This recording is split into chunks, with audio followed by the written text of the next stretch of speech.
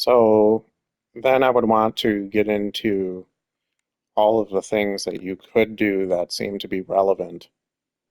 Um, Now there is problems here when you kind of spreadsheetify your life where you think, okay, well, I can't have a kid if I have this or that condition. So if I have an anxiety disorder, or I'm anorexic or something, I can't have a kid because I'm genetically predisposing them to that, or if, you know, I have celiacs or something. I don't know if celiacs is heritable, but if it is, then, maybe I shouldn't have a kid because that would genetically predispose them to that.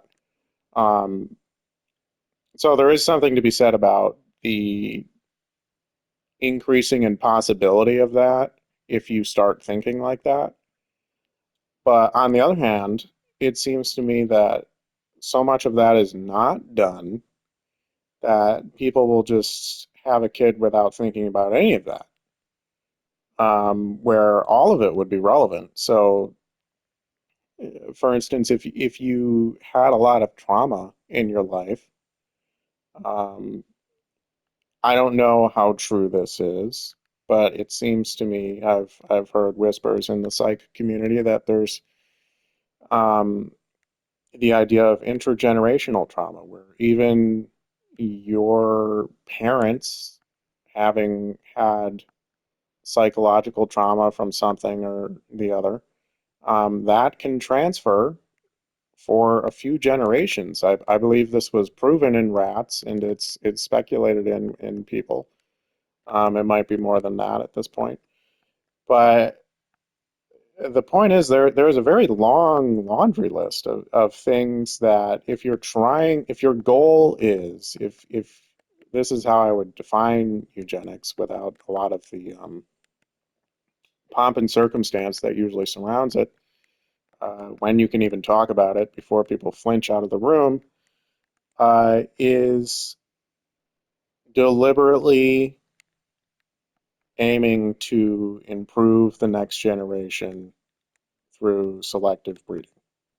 That would be what it means. And when you're considering that,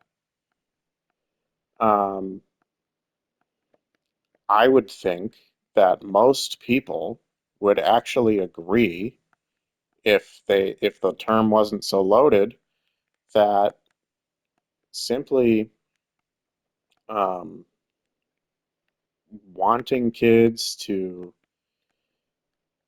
have good genes, to not be prone to this or that disease, to be in a good family environment, um, to have pretty smart parents, so they'll likely be also smart. To the list goes on, really. But all of that would fall under a kind of planning, essentially, which is what a lot of people, not enough, but what a lot of people do already to some degree or another. So that's why it is baffling to me that this idea is so hated, um, because when you kind of divorce it from the historical context as if that's the only way it can be done, it's really quite a reasonable idea to try and optimize um, one's offspring. Now, again, not without difficulties.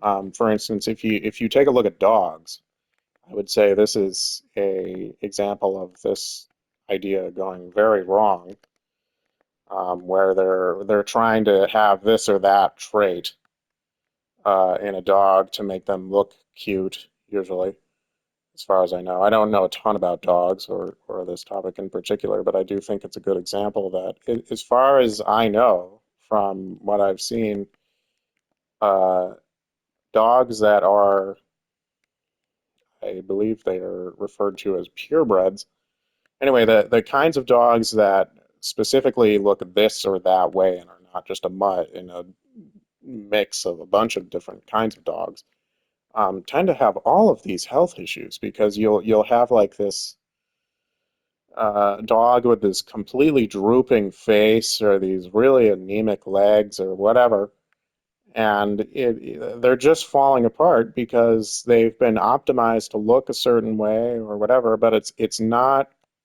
for functionality, it's for this or that particular trait that the person wants that doesn't actually help them adapt to the environment.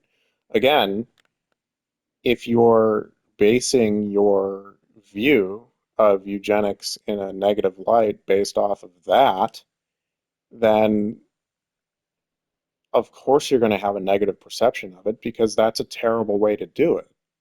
That's not optimizing anything. All you're optimizing is appearance based off of human preferences. So, in the same way, I think there are, and a lot of people would disagree with this, but I think there are some things that are just objectively better than other things. Um, that a lot of people would be able to agree would be better if we just didn't have that problem in the gene pool. Like if you, for instance, there are people who are born without limbs. Now, if you could choose between having limbs and having no limbs, I don't think it's that difficult to come to the conclusion that it would be better to have limbs. It would be better to have this and that trait. So yes, it gets complicated, but the uh, complication is surprisingly obfuscated because people just immediately write it off. Whereas, in my view, it would be a good problem to have to be thinking about the complications of these things because the general idea of, well, if you're going to have a baby and if you intervene, then the baby that you'll have will have limbs versus if you don't intervene, the baby that you'll have won't have limbs. I don't think it's that difficult to figure out which one of those is preferable if you're being honest with yourself.